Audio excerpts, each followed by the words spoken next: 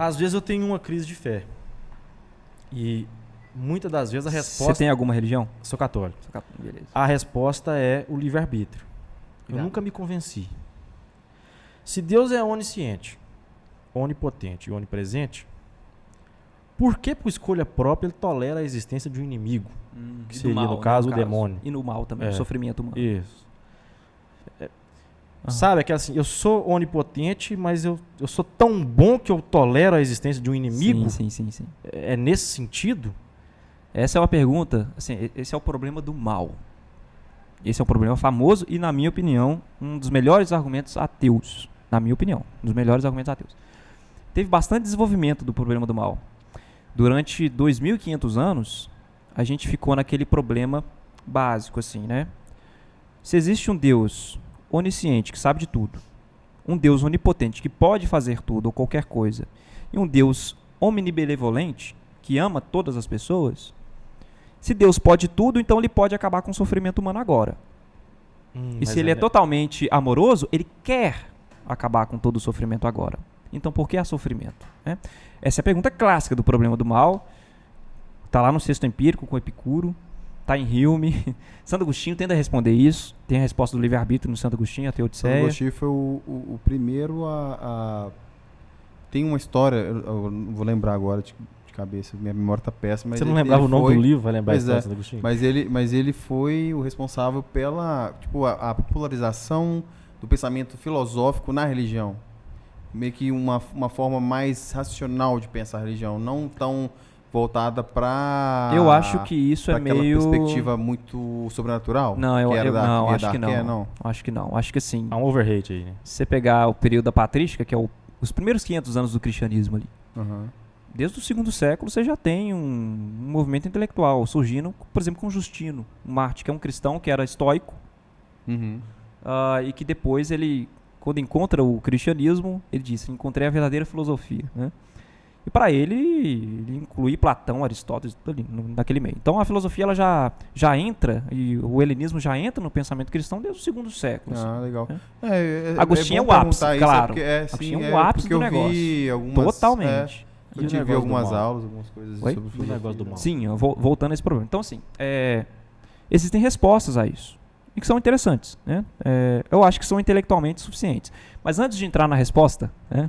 Ou nas respostas, se é que elas são de fato satisfatórias, a gente precisa distinguir duas coisas aqui. Existe o problema intelectual do mal e o problema emocional do mal. E esses dois problemas são diferentes. O que eu quero dizer com problema intelectual? O problema intelectual é tentar raciocinar entre uma compatibilidade da existência de um Deus todo-poderoso e todo-amoroso com o mal no mundo. É tentar fornecer uma resposta racional, intelectual. Já o problema emocional é a pessoa que está passando por um sofrimento. Vamos supor que a pessoa está em câncer terminal. Você não vai chegar para ela e falar assim, tem uma resposta intelectual aqui, problema do mal. Eu não acredito em Deus porque eu estou passando sofrimento. Cara, senta aí, nós vamos fazer filosofia agora. Vou te apresentar um argumento silogístico e aí você vai resolver. Não, cara. É mais um problema de rejeição de Deus do que de refutação de Deus, o problema emocional. A pessoa não tem uma razão para não acreditar em Deus. É que ela simplesmente não quer que um Deus assim exista e que permita o sofrimento. Então ela rejeita. Então, emocionalmente, as pessoas rejeitam por isso. Por que eu digo isso? Porque eu acredito que 90% das pessoas que têm problema com sofrimento e com Deus é um problema emocional. Sim. Não é um problema intelectual. Tá?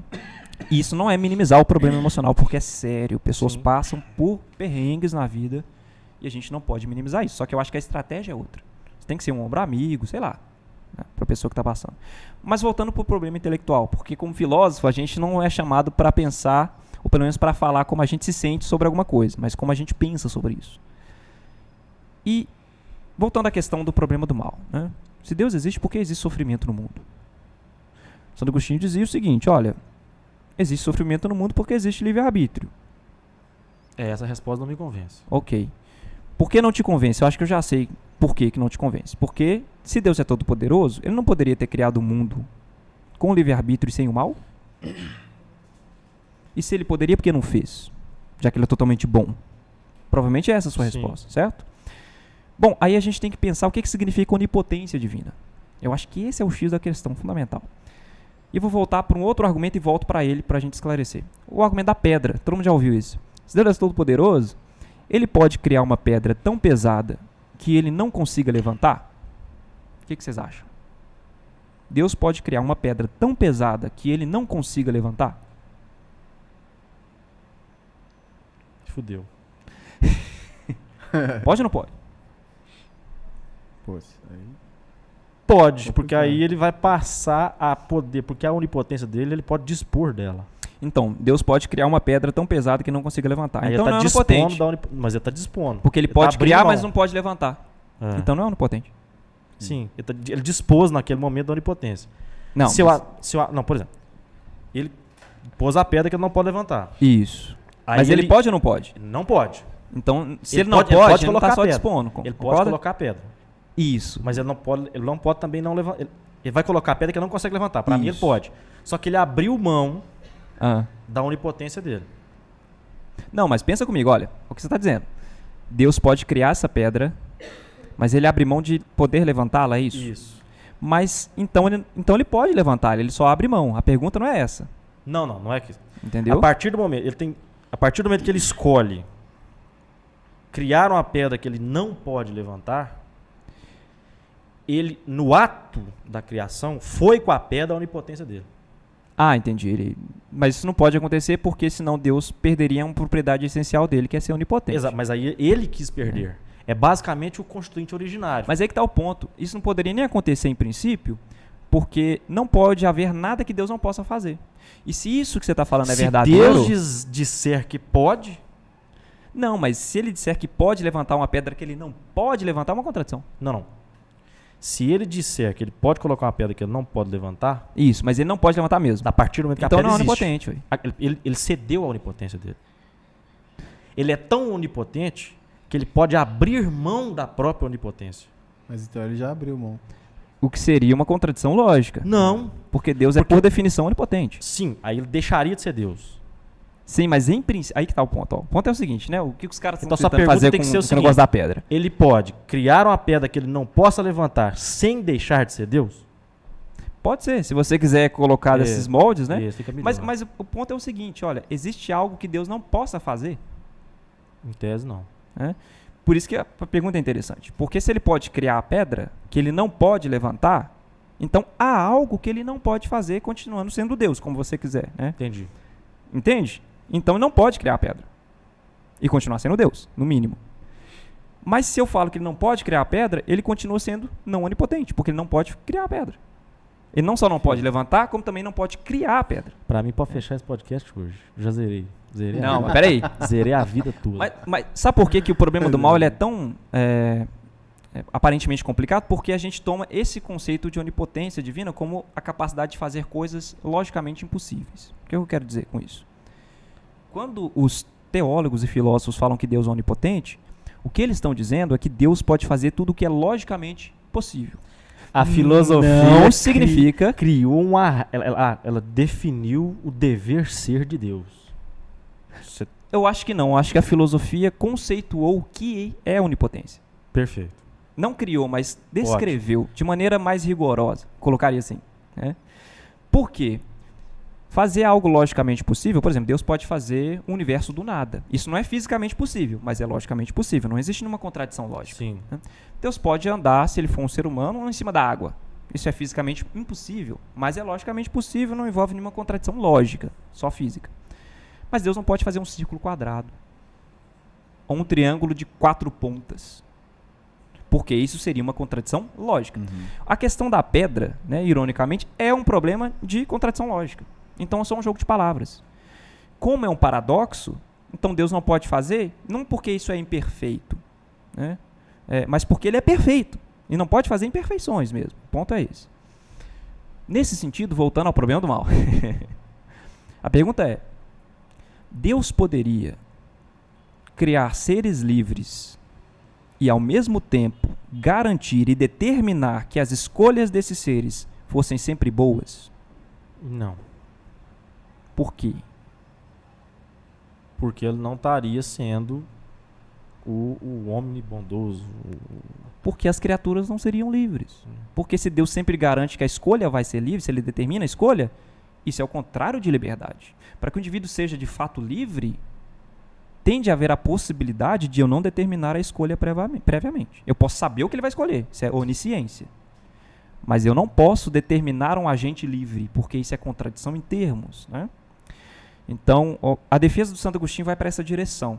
Se eu falar, então, nessa linha de raciocínio, que Deus castiga, tá errado?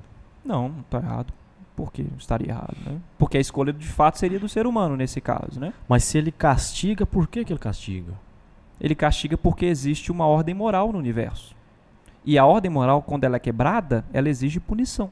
Assim, quando os seres humanos quebram regras morais, eles são passíveis de sanções sociais. Ou nas leis, nos códigos de leis, Trazendo etc. Né? para o direito. Beccaria fala dos delitos das penas. Uhum. Uma das funções da pena é dar o exemplo. Sim. Passar, olha, não faça isso, porque a pena é essa. Deus, ao punir, Sim. ele não está tolhindo o livre-arbítrio, dizendo, não faça isso, porque você terá essa punição, não é a mesma coisa do que proibir que ele faça o mal preteritamente? Aí é Minority Report. Não, acho que não, porque a gente pressupõe que mesmo, pegando a teoria que você está dizendo, mesmo as punições servindo de exemplo, as pessoas ainda são livres para cometer os crimes, certo? Sim. Isso não remove a responsabilidade dos outros agentes que tiveram acesso a essa punição exemplar, correto? Correto. Portanto, com Deus seria a mesma coisa. Isso não remove a responsabilidade moral de quem viu o exemplar ser punido. Mas reduz a chance da aleatoriedade negativa acontecer. Com certeza, mas é exatamente essa a intenção divina. Reduzir que os indivíduos cometam erros, né? Porque isso é ruim, inclusive para esse cara é bom demais. Só. Você tem que ter um canal no YouTube aí, virar pastor. Mas eu vou falar, vou falar um trem que você. Só concluindo essa versão da liberdade, tem essa teodiceia. É interessante. Mas tem um caminho melhor, cara, eu acho. Essas teodiceias, elas podem ser falhas, né? Ou não convencer muita gente. Por que existe mal aparentemente sem sentido no mundo? Porque se Deus existe, o mal sem sentido não poderia existir. Pode existir um mal com sentido. Por exemplo, Deus tem uma justificação moral para permitir o mal porque ele quer preservar a liberdade dos seres humanos. Beleza. Então tem uma justificação moral para permitir o mal. Deus está moralmente justificado. Mas e males gratuitos? Tem um filósofo... O que seria males gratuitos? Males gratuitos, segundo um filósofo, publicou um artigo bastante influente na filosofia da religião sobre o problema do mal, um filósofo ateu, William Rowe. Ele pede para a gente imaginar um cervo no meio da floresta, e aí cai um raio numa árvore e provoca um incêndio na floresta. E aí esse incêndio atinge lá o cervo. E o cervo, sei lá, fica 5 dias agonizando com a pele queimada e depois morre. William Rowe vai perguntar o seguinte, olha, isso aqui não parece que foi fruto do livre-arbítrio, porque foi aleatório no meio da natureza. Ninguém escolheu que o raio cairia ali, né? Então não foi fruto do livre-arbítrio. Então parece que esse mal aqui, ele é gratuito no sentido de sem sentido, sem um bem compensante. Deus permitiria um mal sem um bem maior compensante? Porque isso parece ser um mal gratuito, né? Deus não está permitindo isso para que um bem melhor venha, ou então para preservar a liberdade de um ser livre. Porque não foi fruto da liberdade desse ser livre que isso aconteceu. E mas parece essa liberdade que o do nosso ser livre, mundo... ela não está equivocada quando você aplica ela a um ser não pensante? Não, aí só piora, né? Aí porque no caso do ser livre, você fala, olha, eu tenho que tolerar o mal porque eu valorizo mais a liberdade. Não, mas eu falo assim, quando você usar esse exemplo com o cervo, ele Sim. não é pensante o suficiente para ele não é livre. Para usufruir do livre-arbítrio. Isso, mas esse é o ponto do argumento, né? Tá. Como ele não é um ser pensante, ele não tem culpa de nada, não foi fruto da liberdade dele o mal que ele sofreu, entendi. E também não foi fruto da liberdade do ser humano, porque foi um raio. Por que Deus permitiria esse tipo de mal? Porque o William Rowe fala o seguinte, beleza, tem a teodiceia da liberdade, que eu acabei de falar. Isso aí, beleza. Então tem uma justificação para Deus permitir. Mas nos casos aí do cervo, por que ele permitiu? Qual que é o bem compensante? Não existe liberdade, não existe nada.